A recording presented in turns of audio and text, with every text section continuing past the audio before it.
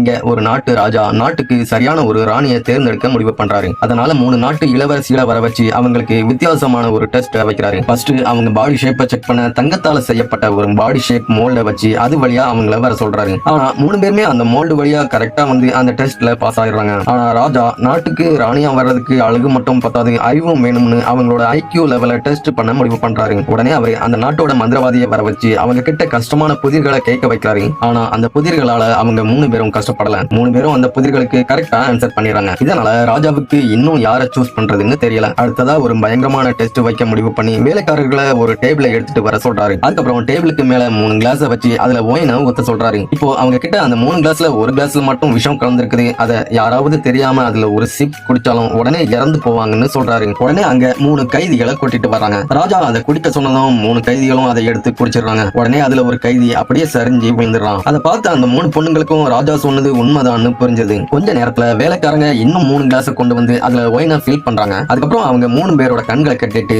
அந்த 3 கிளாஸையும் இடத்தையும் மாத்தி வச்சிடறாங்க. இது வரைக்கும் நடந்த டெஸ்ட்ல ஈஸியா கிராஸ் பண்ணி வந்திருந்தாலும் இப்போ சின்ன மிஸ்டேக் பண்ணனா கூட அவங்களோட உயிரே போயும். இப்போ ராஜா அவங்க 3 பேரையும் பார்த்து, உங்களை நான் இதை குடிக்க கட்டாயப்படுத்தல, உங்களுக்கு வேண்டாம்னா இப்ப கூட போகலாம், ஆனா அப்படி போறவங்களுக்கு ராணி ஆகிறதுக்கு வாய்ப்பு கிடையாதுன்னு சொல்லிடுறாரு. அப்போ எகிப்து நாட்டோட இளவரசி முன்னாடி வர்றா. எல்லாரும் அவ கிளாஸை எடுத்து குடிக்க போறான்னு நினைக்கிறாங்க. ஆனா அவ ராஜா கிட்ட நான் இந்த போட்டியில இருந்து விலகிக்கிறேன்னு சொல்லிடுறா. ராஜாவும் சரின்னு சொல்லிடுறாரு. இதனால அவ ராணி ஆகிற தகுதியையும் இழந்துடுறா. இப்போ மீதி 2 பொண்ணுங்க மட்டும் இருக்கிறதால அவங்கள ஒருத்தி தான் ராணியாக முடியும். உடனே துபாய் இளவரசி ஒரு கிளாஸ் எடுக்கிறா. ஆனா கீழே கிடந்த டெட் பாடியை பார்த்ததும் அவளுக்கு பயம் வந்துருது. உடனே அவ அந்த கிளாஸை கீழே வச்சுட்டு ராஜா கிட்ட ஆனா முதல்ல சூஸ் பண்ணட்டும்னு சொல்றா. ராஜாவும் ஆனாவை ஃபர்ஸ்ட் வந்து குடிக்க சொல்றாரு. அதை பார்த்து எல்லாரும் பதட்டத்துல இருந்த டைம்ல ஆனா முன்னாடி வந்து ஒரு கிளாஸை எடுத்து கொஞ்சம் கூட யோசிக்காம அதை ஃபுல்லா குடிச்சிடுறா. அதை பார்த்து எல்லாரும் பயங்கர ஷாக் ஆயிடுறாங்க. அடுத்ததா துபாய் இளவரசியோட டேன் வருது. இப்போ அவ முன்னாடி 2 கிளாஸ் மட்டும் தான் இருக்குது. ரொம்ப நேரம் யோசிச்சதுக்கு அப்புறம் அதுல ஒரு கிளாஸை எடுக்கிறா. அதை வாய் பக்கத்துல கொண்டு போனதும் பயந்து போய் கிளாஸை கீழே வச்சுட்டு டேபிள் சாஞ்சி அழ ஆரம்பிக்கிறான். ஆனா